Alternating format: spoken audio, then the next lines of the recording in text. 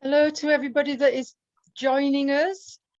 Just before we start the presentation, just to introduce myself, I'm Wendy Humphreys. I'm the chair of Lancashire and Cumbria IWA, and it's me and our branch that's coerced Peter to come and give us this presentation. Thanks very much to Peter for offering to do this Zoom meeting, and thanks to everybody that is attending. And what we hope to do once I've finished talking is that Peter will give his presentation, and then at the end he will answer questions. So I'm going to hand over to you, Peter. Thank you. Right. Hello, I hope you can hear me. One of the problems with Zoom, of course, is that I really have no idea how things are going. That's one of the reasons I absolutely welcome questions. We don't tend to get much in the way of questions in Zoom meetings, but I welcome them. Canal Lifts, subject has long interested me. All the photographs, with a couple of exceptions for historic photographs, which will be obvious, are ones I've taken, and these are all places I've visited. In the 1790s, there were actually several pattern applications for ways of going up and down hills without using locks, and these were the problems that they saw with locks. And now I wrote down uninterested if wanting grant funding because it actually cropped up around here. The Shropshire Newport Canal, there's a 19-lock drop down from the main line, from Shropshire Union main line to Newport, and they did have the idea of putting in an inclined plane. It would cost more rather than restoring 12 of the locks, because they thought it would be better for grant funding. In the end, for various other reasons, the scheme didn't go ahead. In fact, it was then, the plan now is they're going to redo the locks. So what alternatives have we got? Well, firstly, inclined planes, which I'm not going to cover today. That's another talk.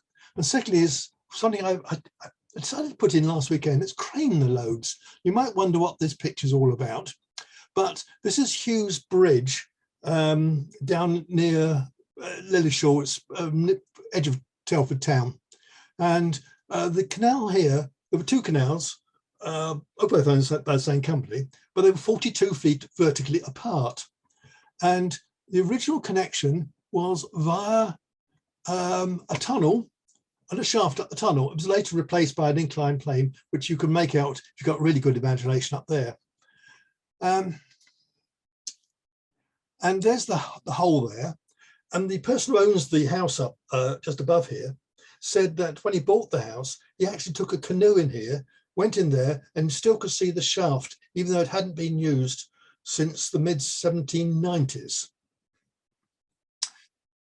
This was also used on the predecessor to the Stroudwater Canal, so it's not unique to my bit of Shropshire. So lifts, we've got essentially 5 different sorts of lifts, and I shall run through each of them.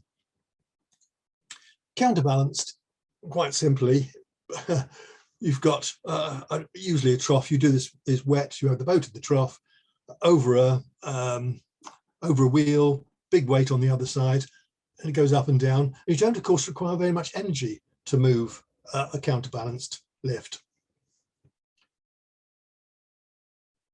Big top lock, what is now top lock, was originally a lift, which I presume is why the reservoir is at the slightly lower level. What is surprising is that when they gave up trying to use the lift, they didn't put in 2 locks, but they put in just the one deep lock, which of course was a very heavy user of water. The first successful, really successful lifts was the series of 7 of them on the Grand Western Canal down in what is actually my home territory of Somerset, West Somerset. And I went to school in Wellington, and when I caught the bus back on the Thursday afternoon, because we used to go around a very rural way if I caught the slow bus, and it took me past Ninehead Lift. And it worked for 30 odd years and only stopped working because the canal closed. It wasn't a problem with the lift. And this is what survives now. been, I won't say restored, but it's been considerably tidied up over the last few years. This was taken about probably 15, 20 years ago. And part of the wall and part of the metalwork. Actually, don't tell anybody, but I've got a little bit of metalwork downstairs in the garage. I nicked that, but well before anybody thought about tidying it up, before canals became fashionable. Now, Anderton will come across 3 times in this presentation, and this is the middle period, when it was converted into a balance lift. And this was when the strong outside verticals were put in, when the wheels were put in at the top.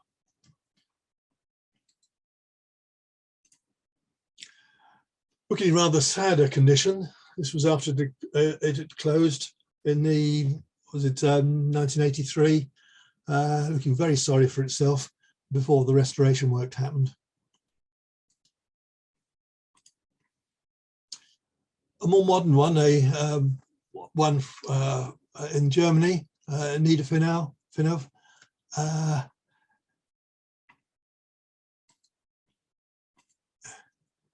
As you can see, it's an absolutely huge structure.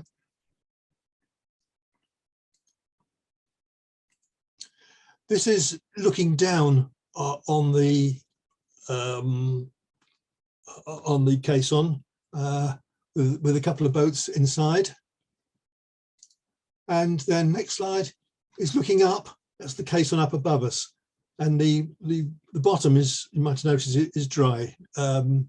Not essential, but it is now the way it's done. In this picture here, you might wonder how I managed to get an aerial view of Niederfinau lift. And the answer is I didn't. This is actually in Hamburg. It's part of Miniature Wonderland, the biggest model railway in the world, 15 kilometers of track. And if you're ever in Hamburg, do go to it. It's absolutely marvelous. My wife, who's not that keen on model railways, thought she might be there for 2 hours. We were there for 5 and she'd like to go back. 350,000 people. This is the only time I've ever been chased off somewhere with policemen with guns when Streppy was being built. I don't know whether they considered it to be a secret. If so, it was rather a large secret. And this replaced the 4 lifts, what I call the La Louvière lifts, which we'll meet later on.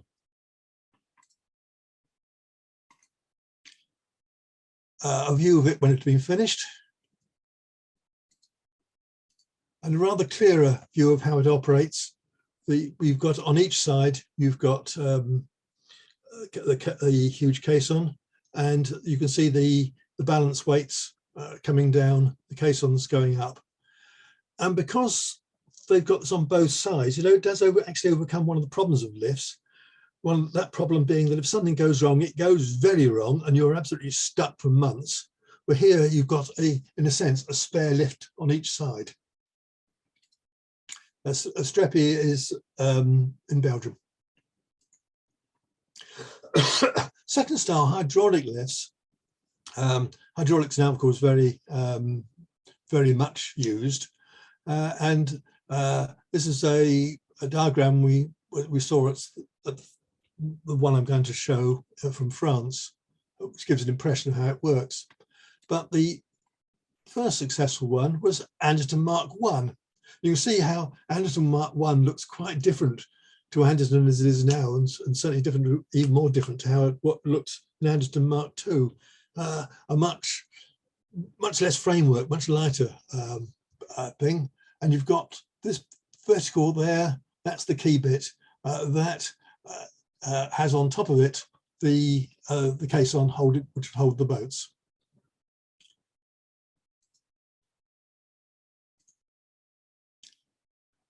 It's now back to being a hydraulic lift, but somewhat different to how it looks before. They didn't remove all the extra ironwork, strengthening ironwork, which was put in when it became a balance lift.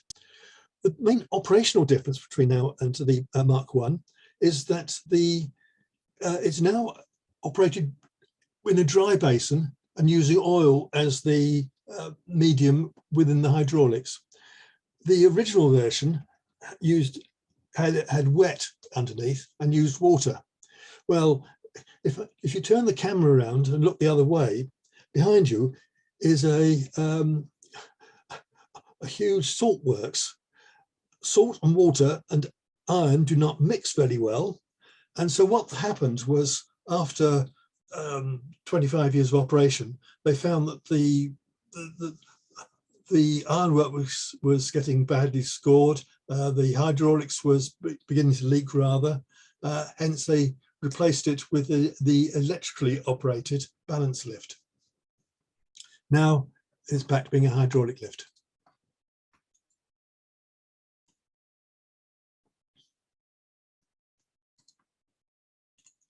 And here is the man at the controls. This does actually show one of the problems of lifts. You need somebody there to operate them. They cannot be operated by a boater. The first one, which was built following the Anderton was the very, very first hydraulic lift, is Les Fontanettes in northern France. And Clark was the engineer or advisor to this one as well. I believe it's very, very recently been restored back into operative use. When I visited it, it was a stationary museum exhibit. Much more architectural than British lifts.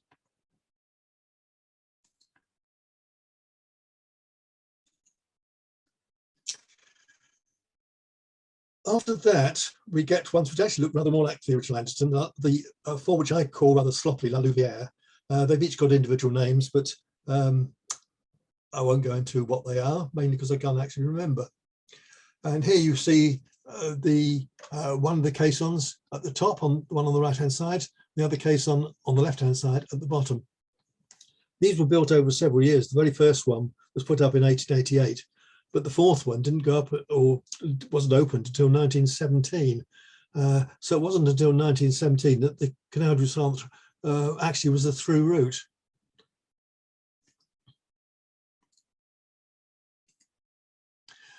That shows the shaft which goes up and down, holding the caisson at the top. As you see, La Louvière ran dry, or runs dry. They learned from Anderton. It's altered, the water level is altered by just letting some out at the top. Simple as that. That reduces the weight of one, and then these are counterbalanced. That one goes down, the other one comes up. The Anderton ones, the current Anderton ones, can run independently, and they're actually kept overnight, both of them at the lowest level. And so the first lift in the morning is done the hard way, by increasing the pressure within the oil by mechanical means. The bottom of the four lifts on the right here, and on the left here is the motor house which runs it, and there we are inside it. Cockerell was a Belgian company, but it was founded by British people.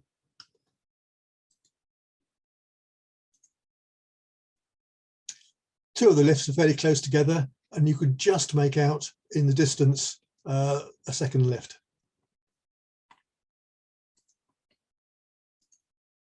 Now, sorry about the quality of this picture. I've got to use a bit of imagination here. A diving lock is, you have a chamber which is completely surrounded by water, and that chamber is designed so that it is the same weight as the water around it, almost exactly the same weight. So it can go up and down with very, very little energy required to move it. And here you see the chamber in the top position. The idea is the boat, a descending boat this is, comes in from the canal at the left, from the higher level canal, comes into the chamber. The either let a little water out or power it down. It comes down to the bottom, and then you open the other gate at the other end of the chamber, open the gate at the bottom right of the shaft, and you bring your boat out. Well, yes, it was built. No, it never entered operation, though it did. It was trialed, but it never entered commercial operation. Would you fancy being stuck inside that container with water all around you? And if anything went wrong, what happens then? If you're stuck halfway down in that diving bell, what happens? How do you get out? So that was an unsuccessful design, but it was designed, the intention was to use the natural buoyancy of things in water. Now, this was a more successful application of it, a flotation lift. Here you have a air-filled container in a shaft with the shaft coming up from it, and then the caisson with the boat in on top. And again, it takes very little energy to move this up and down. Perhaps you let a little bit of water out of the caisson, and it will change its level. This was a patent of 1794, and there was a trial lift built near Roehampton. Nobody knows exactly where. We've had 3 different suggestions so far, and perhaps it was in fact in none of those suggested places. And it was trialled for a good 6 months. James Watt visited it, and his verdict was essentially good physics, poor engineering. You'll never get people, it's just not robust enough. You'll never get people to use it without it regularly breaking down. This was the model they made of the lift. This is in the CRT's museum. And it's rather misleading because those wheels at the top aren't necessary. In fact, then, as far as flotation lift is concerned, just not required there. And you because the box isn't transparent, you can't see the important bit, but it's inside. So let's have a look at a real one. There was one built in 1899. This is the first time it was ever used in a real way. This is near Essen, near Dortmund and Essen in central Germany, central West Germany.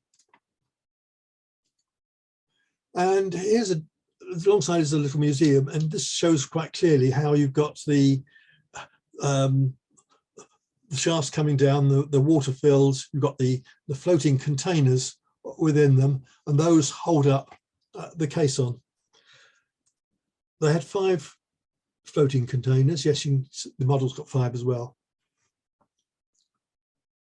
And this worked well, successfully for 60 years. It was replaced not because there was anything wrong with it, but because boats have got bigger. Here we are looking down one of the holes. This, look, I'm very grateful to say, it's been preserved. You can still see this as a large, huge museum exhibit in effect. The top level, and as usual on the continent, much more architectural than we do. But I'm not sure the significance of having those balls and spikes, but it's nice. This is a photograph taken from a leaflet I got on site, and that there, bottom left, I don't know if you can see my arrow circling it, that is the Mark I Heinrechenberg lift up to 1962. Then in 1962, a replacement lift was opened in a site here. And that itself was replaced by a lock about 15 years afterwards. It's quite a big site here. That's the main canal. This is the branch going up to Dortmund. And this replacement lock was, well, the shell of it survived, but effectively it's been just turned into grassland. But it's huge. You've got to, we haven't got a person to show the scale, but there's probably 3 people height from there to there. So you got a feel of how huge this thing actually is.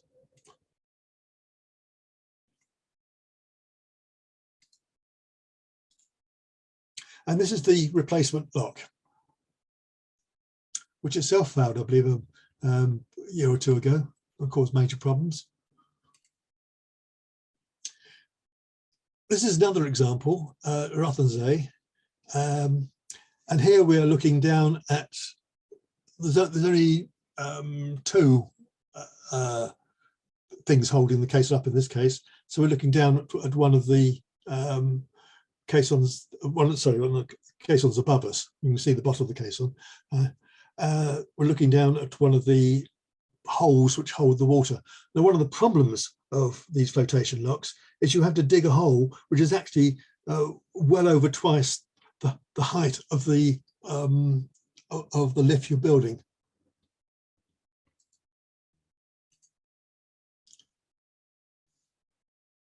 So there's the caisson. Not so architectural, this one. It was 1938 it was opened.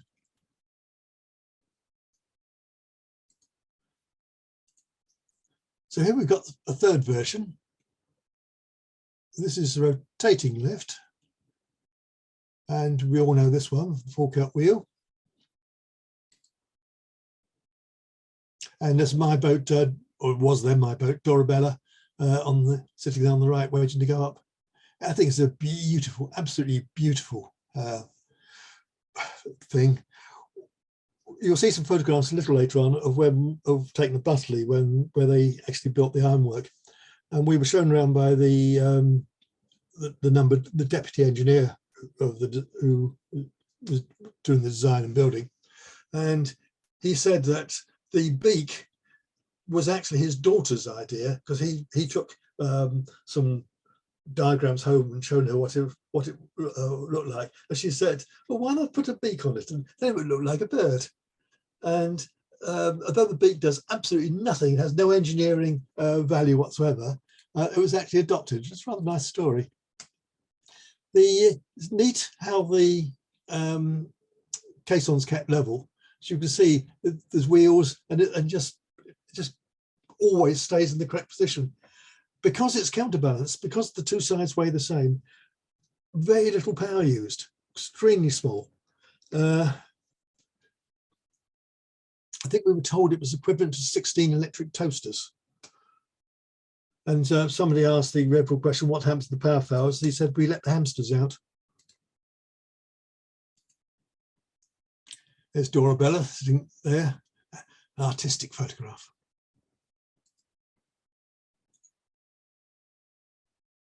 Oh, there's Dorabella again. Didn't realize he was using that picture as well.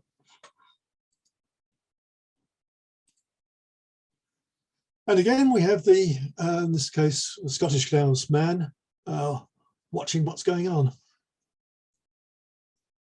In lift terms, it's not that big a lift. It's only 70-something feet. Whereas a Streppy was 200 feet. Now, it was built at Butterley Ironworks. I was going to say in Derbyshire, but I'm not absolutely sure it's in Derbyshire or Nottinghamshire. It's virtually on the border, isn't it? And this is my wife looking at the plans. And it was designed in such a way that it was in pieces and could go up to Falkirk without a police escort being required. And there's the nose. And I can honestly say I'm one of the very few people who have stood on the nose of Falkirk Wheel. Side of one of the caissons.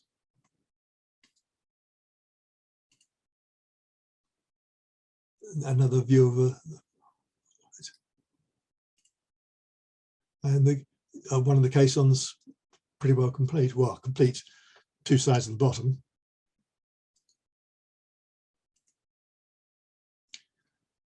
And this is the Railway and Canal Historical Society group looking around.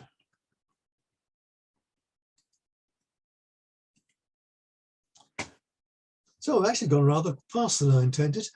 This is a summary of the list we've been looking at. Now, the bottom two, of course, are essentially pleasure and leisure lifts.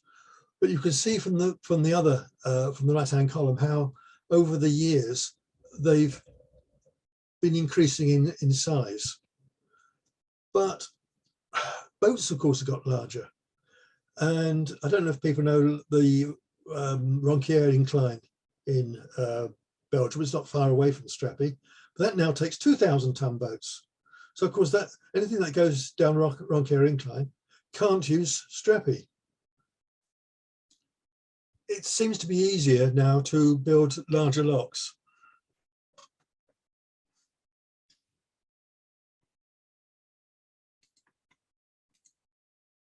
So conclusions. Well, I agree with James Watt. The physics and the technology didn't always coincide in time, but they are very heavy structures. You've got the weight of the caisson. You're taking the thing in water, so you've got the water weight. They are usually counterbalanced, so you've got two sets of weights there, and the structures themselves are hefty great beings. And so you have foundation problems. And to make matters worse, they're quite often built in areas which aren't that stable anyway. In Anderton's case, you've got salt mining and subsidence from that. In the case of the Belgian ones, you've got coal mining and problems from that. And what happens when it goes wrong? It means your transport system ceases. And they were notorious for both cost and time overruns. Greater running costs than locks. You've got to put staff in to run them. You can't have them self-operated. They're just not robust enough. The restoration scheme at Whitchurch in Shropshire did originally plan to have an incline, a small incline, and the committee thought it could sensibly be operated by the public. I never believed it could be. But they are very useful where a large rise is needed in a short distance, and particularly if water is scarce. Although, of course, now back pumping is much easier done.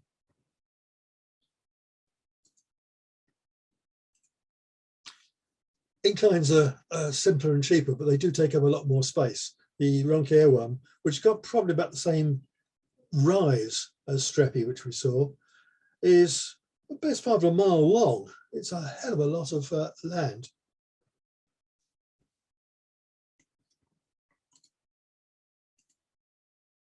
And the traditional technology of locks and back pumping has improved immensely. So, the recent places in China, like, for example, in the Three Gorges area, now they use locks and not, I think, the technology which would have been preferred. They've been designing it 20 or 30 years ago. I think in those days lifts would have been preferred. Now locks are perhaps as a staircase, but nevertheless locks with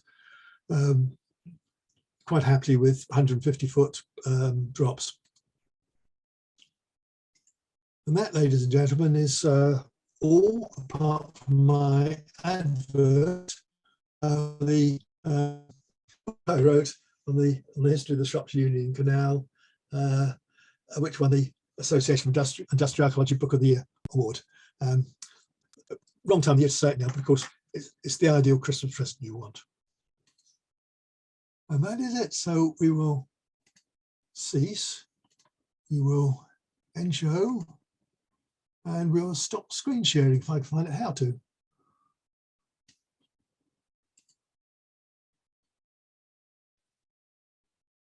Right.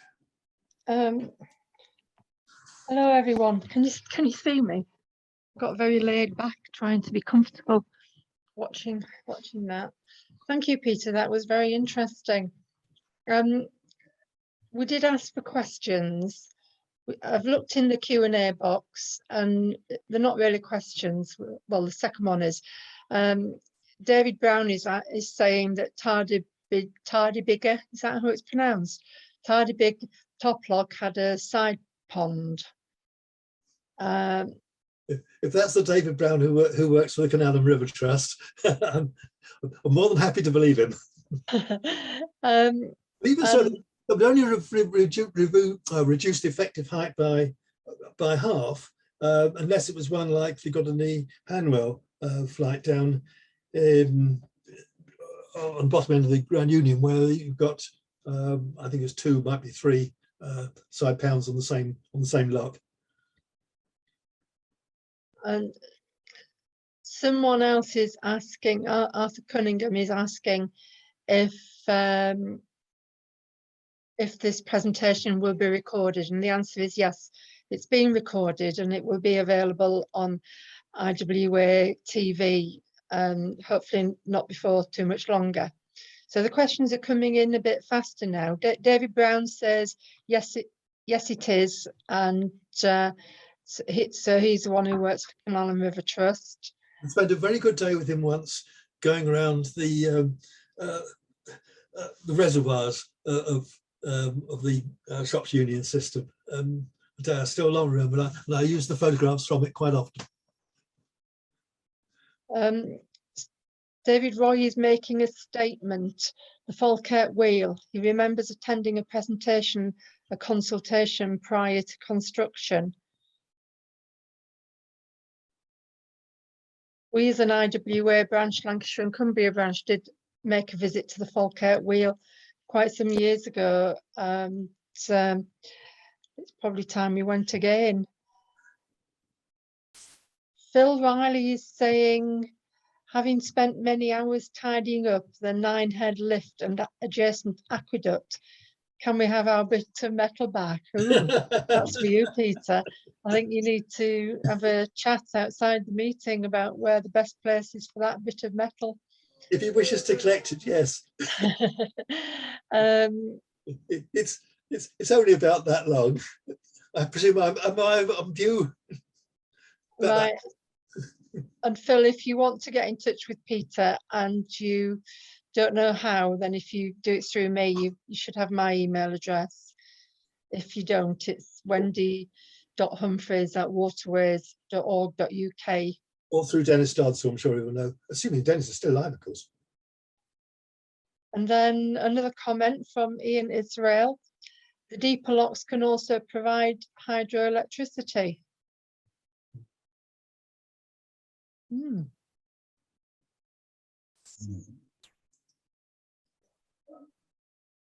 I did see that 2 people had raised their hands, but hopefully they've put questions in.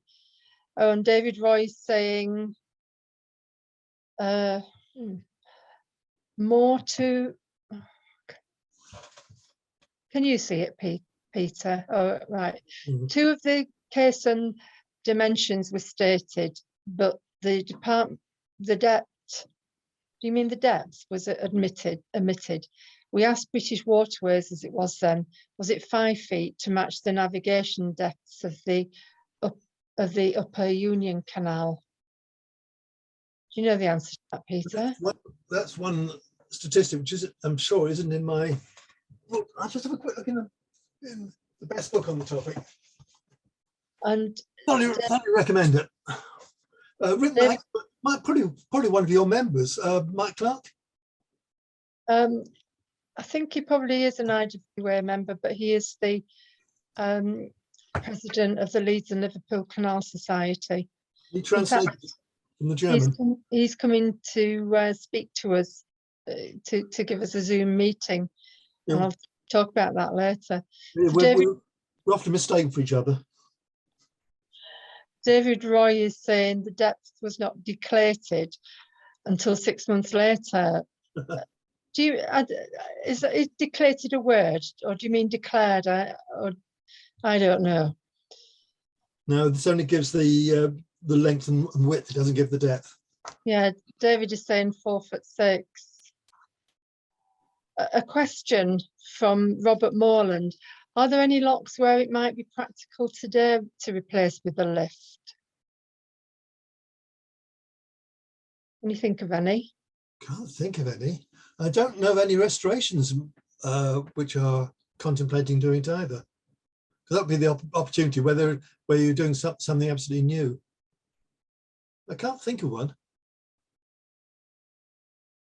Well, speaking personally, I think I prefer the locks.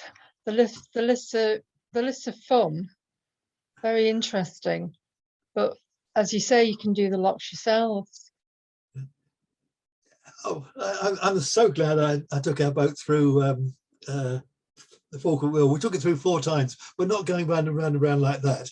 4 separate occasions in a month from up in Scotland. And of course, Anderton is brilliant to do. Yeah, I love lifts. I think lifts are fun. Inclines are actually, in engineering terms, more useful, but they're more boring. I had a question for you, Peter. I know that you've been up and down the Anderton lift and the Falkirk wheel, but have you been up and down any of the lifts in Europe? Well, I visited them all, but I haven't actually been through any of them. A lot of them are very good in how they're laid out, so you can do good viewing, as you saw. But I've never actually been on a boat through any of them. Right. Malcolm Tucker is saying, you mentioned unstable ground conditions, salt and coal mining. I believe the Coombe Hay lift shaft in Somerset was dug through the Fuller's earth clays, highly swelling when wet and shrinkable when dry.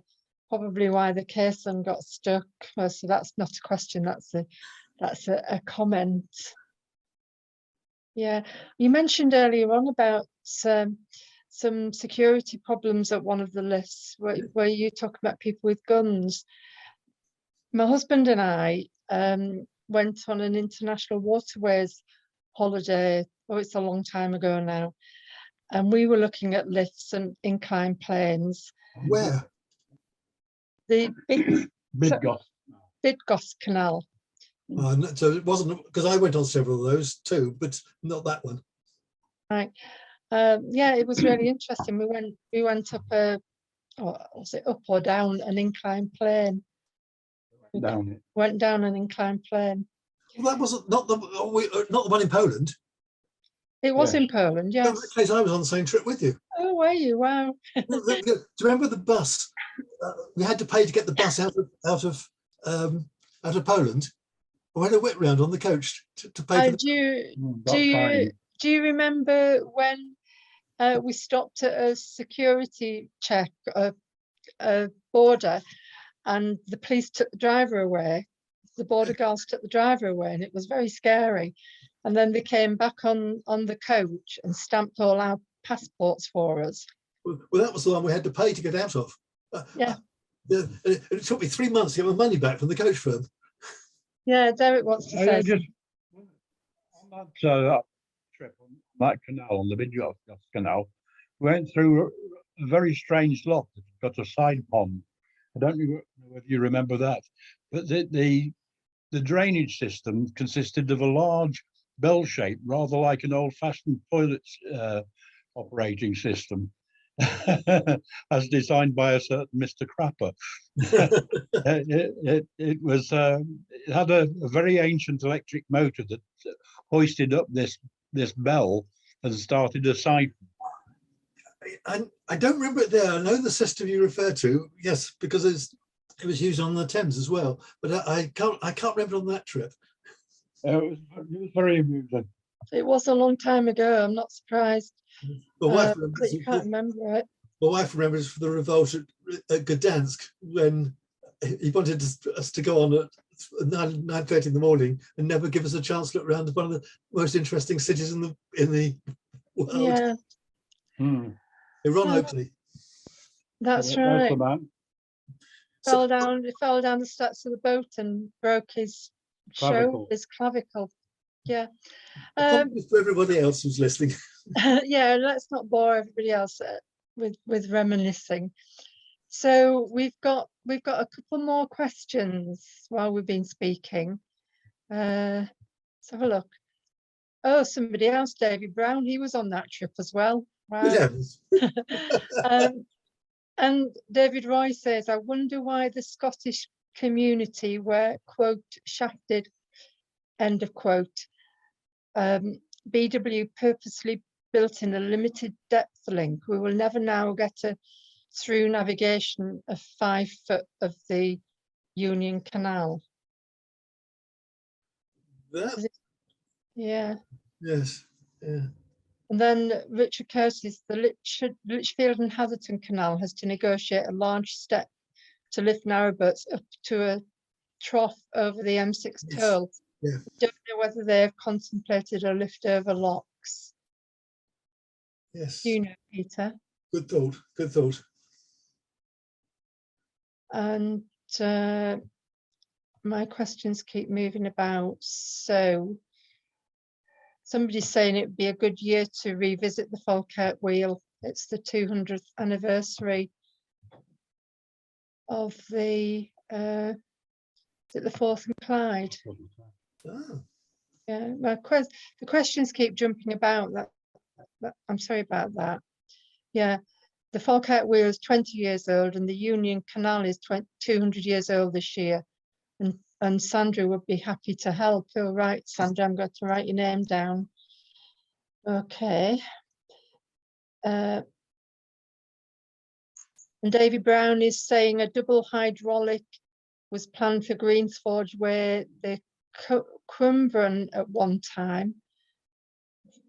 You'll have to excuse my pronunciation. So I think the questions have stopped coming in and one or two people have drifted away. So if anybody feels that they haven't had the correct answer or a full answer to the question, then please feel free to email me, and I'm sure Peter will oblige with a full answer. So thank you very much for that presentation, Peter. Very interesting, and hopefully one day we'll hear your presentation with the inclined planes. I am going to end the webinar, which is always very sudden, but enjoy the rest of your evening. Thank you very much.